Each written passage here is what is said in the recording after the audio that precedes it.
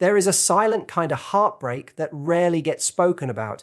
It's not the breakup after a long relationship, nor the loss of a love that once was. It is the ache of holding on to someone who was never yours to begin with. You build dreams around them, invest emotions in them, and yet you remain a stranger in their world.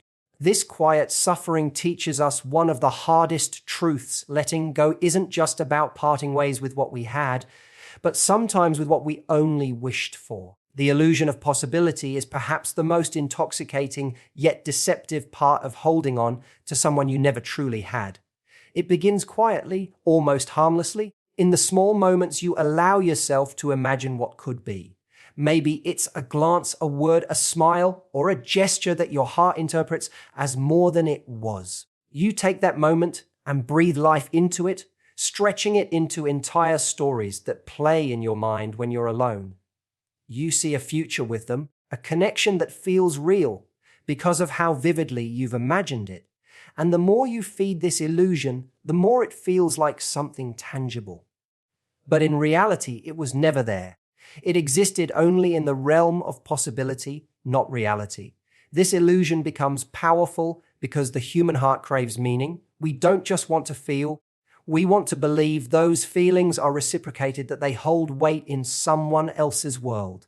And so, when you find yourself drawn to someone who never really offered you their heart, your mind fills in the gaps.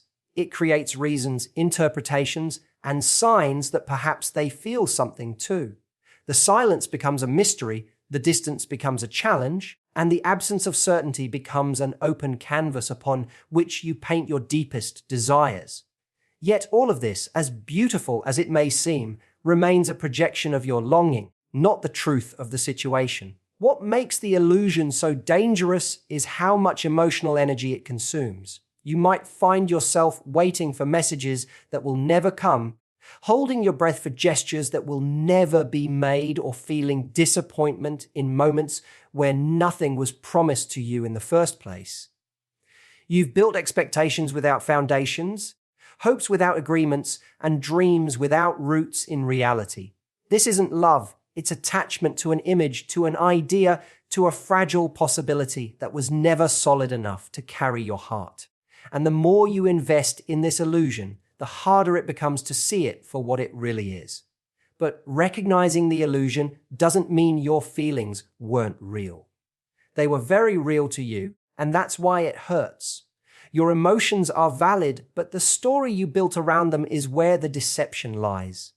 Accepting this truth can feel like betrayal at first, as if you're tearing down a castle you worked so hard to build. Yet in truth, it's an act of courage. It's choosing to step away from a fantasy that keeps you captive and toward a reality where you can find love that is mutual, alive, and honest. The illusion of possibility will always be tempting because it allows us to taste a version of love without risking rejection. But it is a fragile substitute for the real thing. And the day you learn to see through it is the day you begin to set yourself free from false hope, from unnecessary suffering, and from the weight of holding on to someone who never truly held you.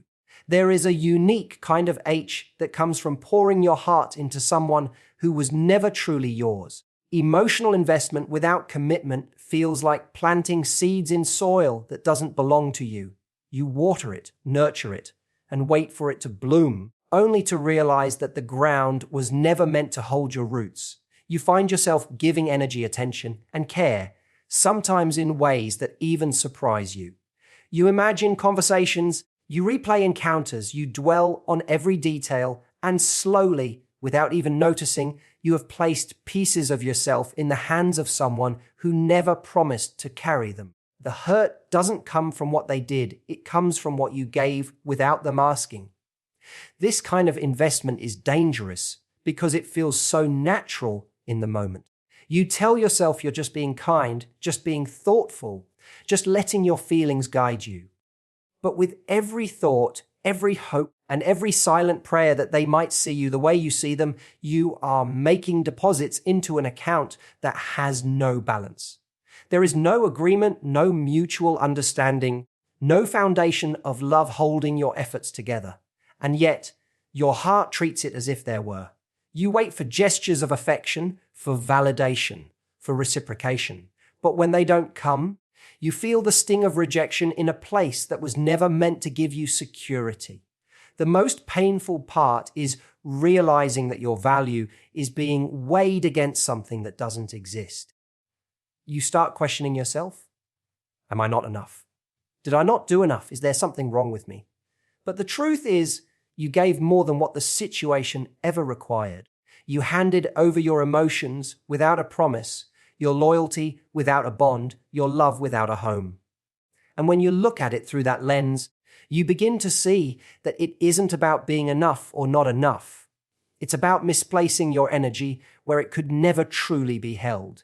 Emotional investment without commitment leaves you drained because it's a one-sided exchange.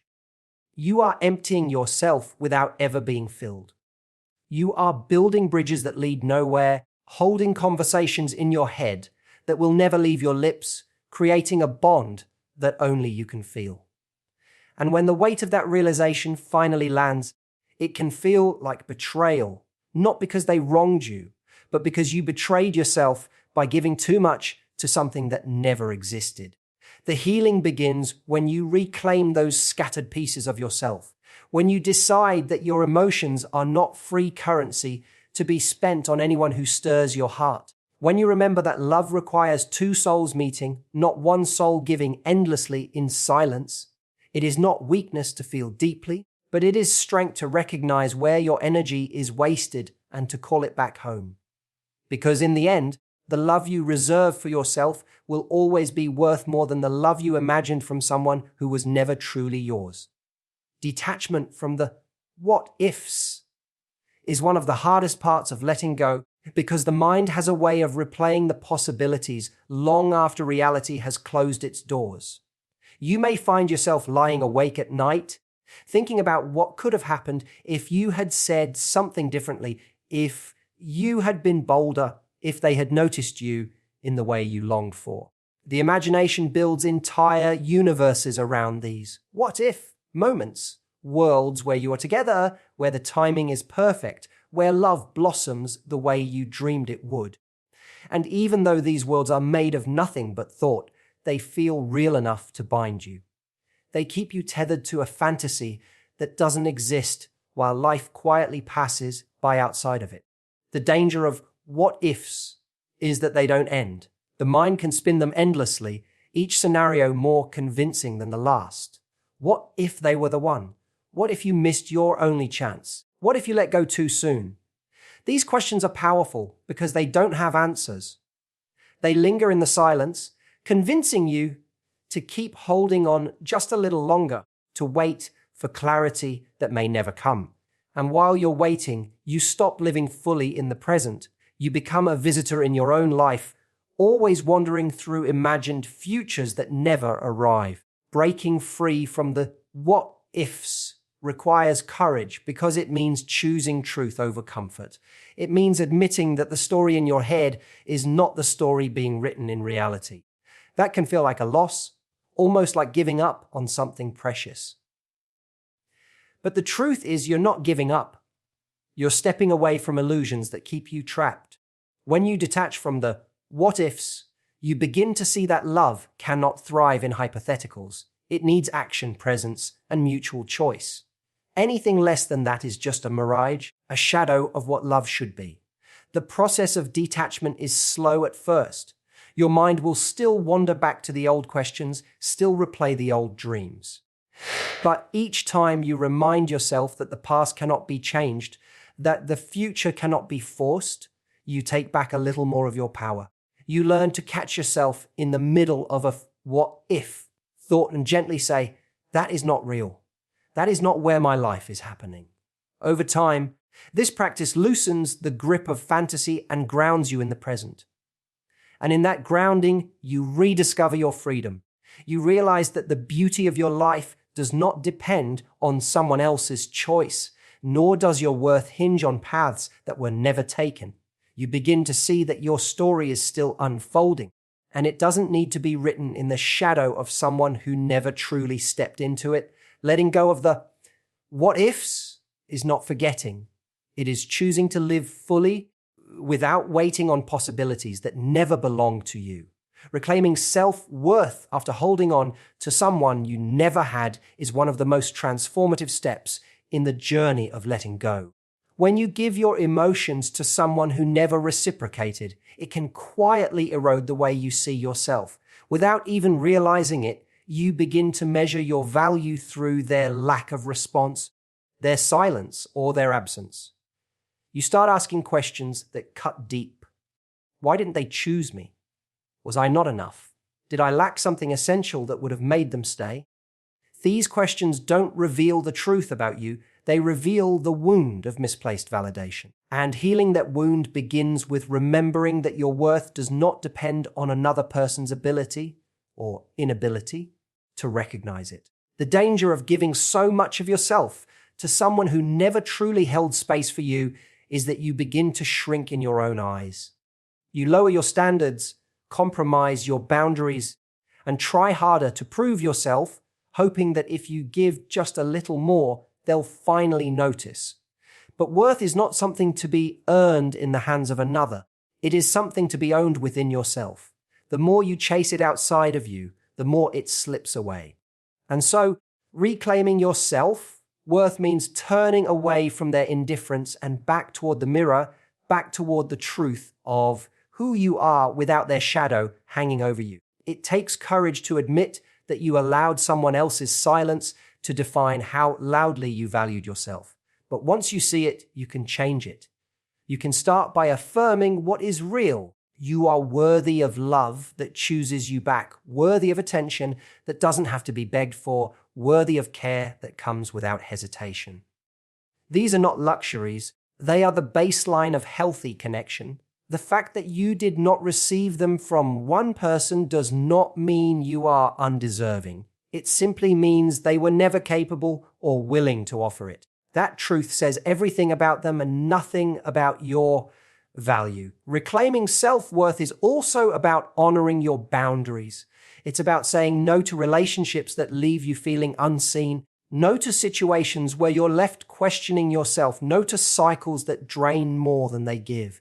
Each time you say no, you are actually saying yes to yourself, yes to peace, yes to dignity, yes to the love you deserve. And with every yes, you piece together the fragments of your self-esteem that may have been scattered in the chase for someone who never truly chose you. In time, you realize that your worth was never lost. It was only forgotten in the haze of longing. You are not defined by the one who didn't choose you. You are defined by the strength it takes to walk away, the resilience it takes to rebuild, and the courage it takes to love yourself again, fully and without condition. That is where freedom begins, not in being chosen by another, but in choosing yourself every single day. Redirecting energy inward is one of the most powerful shifts that happens when you finally begin to let go of someone you never had. For so long, your thoughts, emotions, and even your daily actions might have revolved around them, waiting for a sign, hoping for a message, or replaying scenarios that kept them alive in your mind. This constant outward focus is exhausting because it pours your life force into a space that never gives anything back. It's like trying to fill a cup with a hole at the bottom. No matter how much you give, it's never enough. But the moment you decide to reclaim that energy and redirect it inward, you begin to feel alive again. You realize that the love you were offering outward can be transformed into the love you give yourself. And that is where true healing begins. At first, it may feel strange to take all the energy you once used to think about them and channel it toward yourself. There might even be resistance inside you, as if letting go means betraying your feelings. But it isn't betrayal, it's redirection. It's the choice to stop feeding a dead end and instead nourish the parts of yourself that have been neglected. Maybe you start by pursuing something that lights you up, like a hobby you had abandoned. Maybe you pour your time into personal growth, fitness learning, or creating. These acts are not distractions, they are investments. Every ounce of energy you reclaim is a seed planted in soil that actually belongs to you. And unlike giving it to someone who never reciprocated, These seeds bloom into something real, something lasting. Redirecting energy inward also means shifting the way you talk to yourself. Instead of asking, "Why didn't they choose me?" you begin to ask, "Why did I give so much of myself to someone unavailable?" That question doesn't carry self-blame, but rather self-awareness. It helps you see that your heart's generosity needs direction, that your love is too precious to be poured into emptiness. When you begin to truly honor yourself, you stop chasing after love like it's scarce. You realize you already carry abundance within you, the ability to nurture, to create, to grow, to thrive. This inward redirection creates a ripple effect. When you invest in your own well-being, you radiate strength and confidence. When you prioritize your peace, you naturally attract healthier connections. When you build yourself up, you no longer feel desperate for someone else to validate you. Instead, you walk into relationships whole, not hoping for completion, but willing to share the wholeness you've cultivated. The truth is, the energy you once spent on someone who never truly saw you was never wasted. It was simply misdirected. And the moment you turn it inward, you discover that the love you were chasing has always been within you, waiting to be acknowledged. That is the beauty of redirection. It doesn't erase what you felt, it transforms it. What was once longing becomes growth, and what was once emptiness becomes fulfillment. Freedom in acceptance is the final release, the quiet sigh that comes when you stop fighting against reality and finally allow yourself to see things as they are. For so long, you may have resisted the truth, holding tightly to hope, to possibility, to the dream that someday they might notice you, choose you, or love you the way you imagined. But that resistance only prolonged your suffering because it kept you chained to a version of reality that never existed. Acceptance does not mean you weren't worthy of being loved. It simply means that love did not take root in this particular place. And the moment you embrace that, you open the door to peace. At first, acceptance feels heavy, like admitting defeat. It feels like closing a chapter you never wanted to end. But in time, you begin to see that it is not defeat, it is freedom. Freedom from the constant replay of what could have been. Freedom from the endless waiting for something that was never coming. Freedom from the cycle of self-doubt and questioning your worth. Acceptance is not about saying, "It didn't matter." It's about saying, "It mattered, but it is not mine to carry anymore."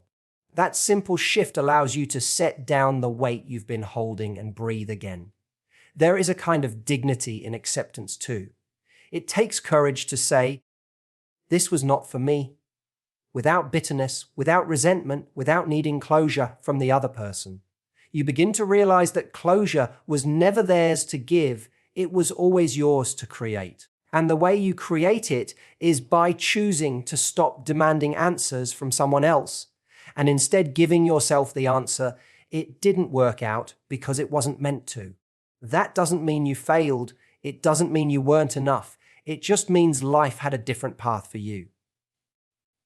The beauty of acceptance is that it creates space. When you stop clinging to what never was, you suddenly have room in your heart for what can be.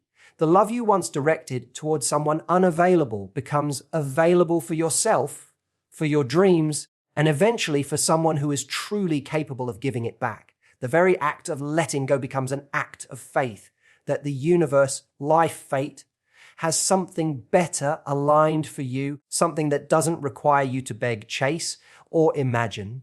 And in that space, peace begins to grow. You stop waking up with the ache of longing.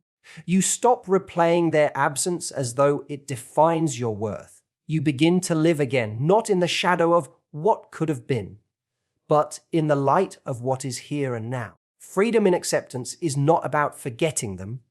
It is about remembering yourself. It is about realizing that your heart is too vast to remain bound to someone who was never yours. Acceptance is the key that unlocks the cage, and when you walk out, you find that you were never truly trapped. You were always free. You just needed to believe it. Letting go of someone you never had is not about erasing the feelings or pretending they never existed. It's about honoring yourself enough to no longer be imprisoned by them. It is understanding that love is not meant to live in shadows or unspoken fantasies, but in presence, truth, and reciprocity. The pain you felt was real, but so is your ability to rise beyond it. Every tear, every silent longing, every unanswered hope has been shaping you into someone stronger, wiser, and more aware of what you truly deserve. The end of this chapter is not emptiness, it is space. Space for growth, space for healing, space for love that is whole and mutual. And when you finally set yourself free, you realize you didn't lose anything real. You simply released a dream that wasn't yours to carry. What you gain instead is yourself, and that will always be the most powerful love story of all.